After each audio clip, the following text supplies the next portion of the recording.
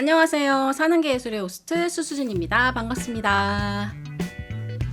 야, 매주 수요일마다 사는게 예술을 업로드하고 있는데요. 일주일에 한 편씩 시나리오를 쓰고 또 촬영하고 편집까지 하니까 일주일이 아주 뚝딱이에요. 제가 아이패드 드로잉을 주제로 강의를 하고 있습니다. 현재는 신촌에 있는 한겨레 교육에서 현장 강의를 하고 있는데요. 아무래도 저녁에 하는 강의라서 직장인분들이 굉장히 많이 오시거든요. 뭐 그림 그리고 우리 같이 이야기를 나누는 과정에서 그 각자 직장 생활의 고단함에 대해서 자주 이야기를 나눠요. 저도 직장 생활을 했기 때문에 뭐 그 마음 너무 잘 알죠. 네.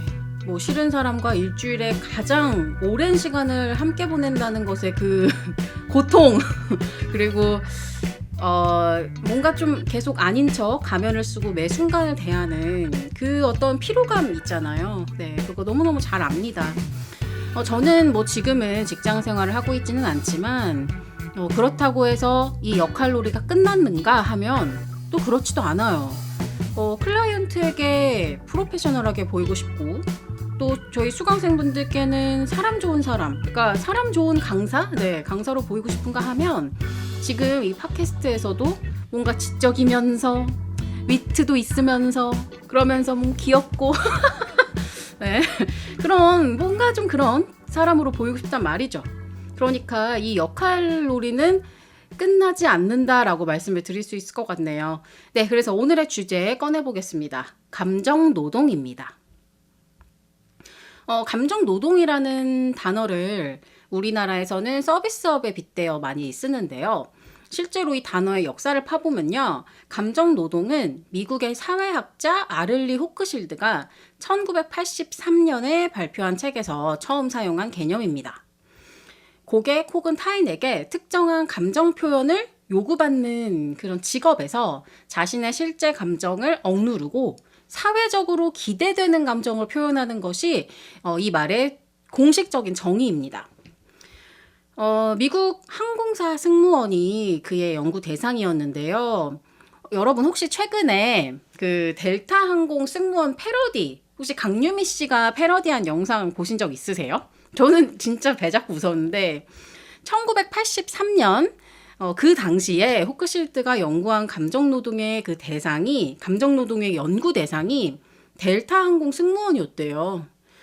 2025년인 지금은 델타 항공 승무원이 불친절의 아이콘? 예. 그러니까 어쩌면 그럼 근무 환경이 좋아진 건 아닐까? 저 그런 생각도 문득 들었습니다.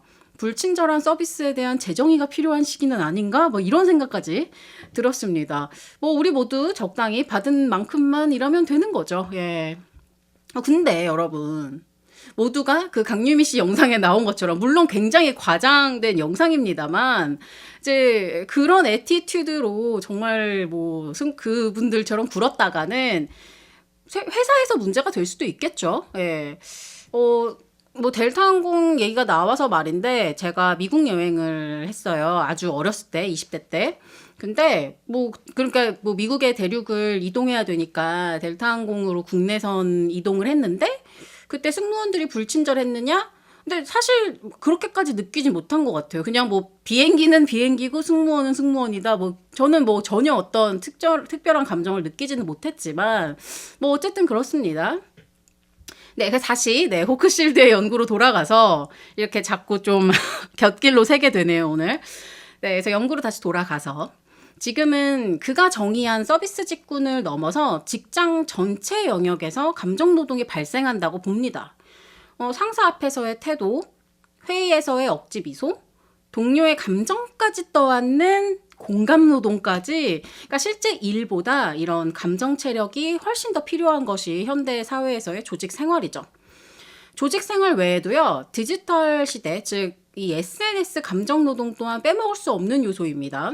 그래서 요즘 감정 노동은 온라인에서도 발생을 합니다. 그래서 좋아 보이는 나를 유지해야 한다는 어떤 그런 압박, 그리고 막 예쁘고 멋진 그런 이미지를 유지하는 거. 그래서 괜찮은 사람으로 보이기 위한 연출. 그러니까 피드 관리 자체가 어쩌면 감정 노동이다라고 해도 과언이 아니죠. 저는 특히 인스타그램에서 좀 활발하게 활동을 하고 있거든요. 인스타그램에 이제 수수진을 검색하시면 제 계정을 보실 수 있어요. 그냥 한글로 수수진 이렇게 검색하셔도 나오거든요. 보통 저의 그림 작업을 올리고 있습니다. 네, 참 감사하게도 이렇게 많은 분들께서 제 계정을 팔로우해 주신 덕분에 막 제가 더 신나게 활동을 한단 말이에요. 근데 여러분, 저도요, 그 과정에서 또 굉장한 이제 피로감을 느낄 때가 있습니다. 그러니까 정말 많은 분들이 봐주시는데도 뭔가 좋아요가 덜 눌리면 내가 뭐 잘못했나? 막 팔로워 수 줄어들면 막 마음이 이렇게 쿵 내려앉는 그런 느낌을 받아요. 진짜 제가 그런 생각을 한다니까요. 그래서 제 큰 불안 요소 중에 하나이기도 합니다. 그러니까 제가 그 수수진이라는 작가로서 남들 신경 안 쓰고 자기 작업 되게 열심히 하는 사람, 그러니까 정말 남의 신경 안 쓰고 나는 내 할 일 열심히 하고 있어 라는 식으로 저도 연출을 하지만 실제로 그렇지 않다는 거죠. 여러분, 이것이 바로 인간입니다. 예. 그냥 진짜 다 같은 인간이고 다 같이 연약하고 다 같이 찌질한 것 같아요. 네.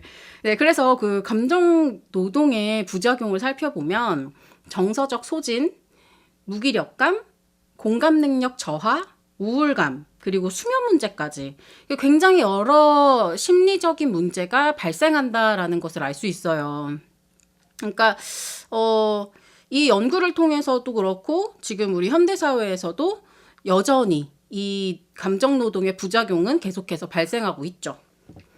이런 우리의 자화상을 마치 예언이라도 하듯 작품으로 표현하는 작가분이 계셔서 여러분께 소개를 좀 해드리려고 합니다. 바로 신디 셔먼 작가님이십니다. 작가님 안녕하세요. 네. 매번 소개할 때마다 민망해지는 네, 우리 팟캐스트에서는 처음으로 우리 또 사진 작가님을 모셔보았는데요. 뭐 비단 사진뿐만 아니라 영화, 패션, 다양한 문화예술계에 영향을 준 분이십니다. 네, 1954년으로 올해 71세가 되셨는데요. 뭐 우리는 지금 SNS가 일상이지만 신디 셔먼 작가님의 시대는 그렇지 않았거든요. 사실상 뭐 우리 부모님보다 나이가 뭐 한두 살 많으신 정도니까, 그러니까 약간 많으신 정도니까 소셜 네트워크가 익숙하지 않은 세대인데 마치 시대를 예보하듯 그 작품 속에서 감정 노동의 얼굴을 표현하고 있습니다. 그래서 먼저 좀 작품을 볼게요. 언타이틀드 필름 스틸스 시리즈에서는 1950, 60년대 영화 속 여성 역할을 연기하듯 셔먼 선배님이 다양한 인물로 등장을 합니다. 이 시리즈를 통해서 역할이 곧 감정이 되는 그 지점을 표현하고 있어요. 즉, 연출된 나가 이 작품의 주제입니다. 아, 참고로요, 셔먼 선배님의 사진 모델은 모두 다 자기 자신입니다. 그래서 이 점을 염두에 두시고 다음 작품 보겠습니다. 네, 다음 작품은 센터폴드 시리즈인데요.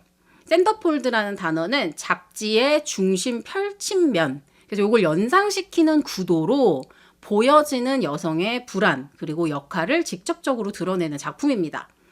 네, 지금 보여드리는 그림에서 작품에서 포즈를 보면요, 누군가 위에서 아래로 여자를 바라보는 시선이잖아요. 그래서 여성이 자주 경험하는 불안을 이런 시선의 각도로 표현한 것이죠. 그래서 이 두 시리즈의 일부만 보아도 사회에서 부여받은 역할로서의 인간과 그에 적합한 감정을 표현해야 하는, 그러니까 그 한 사람이 진짜 느끼는 감정이 아닌 강요받은 감정을 느껴야 하는 것. 그래서 이런 문제의식을 잘 담아낸 작품이라고 볼 수 있습니다. 그리고 우리 셔먼 선배님은요, 스스로 사진 안의 자아, 그리고 실제의 자기 자신을 분리시켰어요. 그래서 많은 인터뷰에서 그것은 내가 아니다라고 이야기를 했는데요. 마치 우리 요즘 유행하는 부캐 같기도 해요. 그래서 셔먼 선배님의 많은 표현 안에서 지금 우리가 겪고 있는 다양한 자아 정체성 또한 엿볼 수가 있습니다. 네, 그래서 여러분께 질문을 좀 드리겠습니다. 지금 당신이 제일 애써서 감정 체력을 소모하고 있는 분야는 어디인가요? 뭐 직장일 수도 있고요. 뭐 가정일 수도 있고 학교일 수도 있겠죠? 아니면 특정 친구 모임일 수도 있고 왜 어디에서 가장 빡센 감정 노동을 하고 계신지 질문 드립니다. 한번 생각해 보시면 좋을 것 같아요. 야, 그런데 우리는요, 이 감정 노동의 씬에서 결코 벗어날 수가 없어요. 인간은 사회적인 동물이니까요. 물론 사회에서 되게 멀찍이 떨어져 살면 뭐 이런 고민을 할 필요도 없겠지만 먹고 살려면 해야 돼. 그리고 저는 또 그 실제로 감정 노동을 업으로 했던 사람입니다. 애플 코리아 기술 지원이요.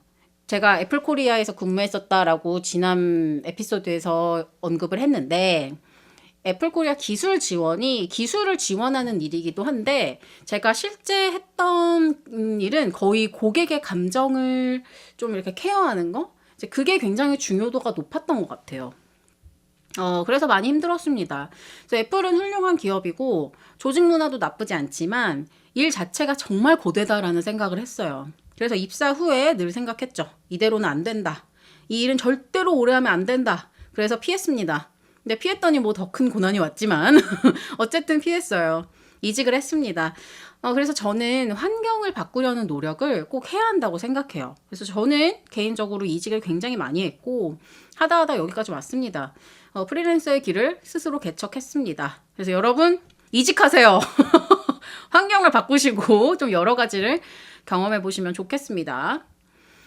보통 우리가 힘들다 이런 말을 하면 인내하라는 말을 굉장히 많이 들으실 겁니다. 그래서 인내하라는 말은 뭐 누구에게나 어디서든 많이 들으실 거라서 오늘 저는 조금 다른 이야기를 하고 싶어요.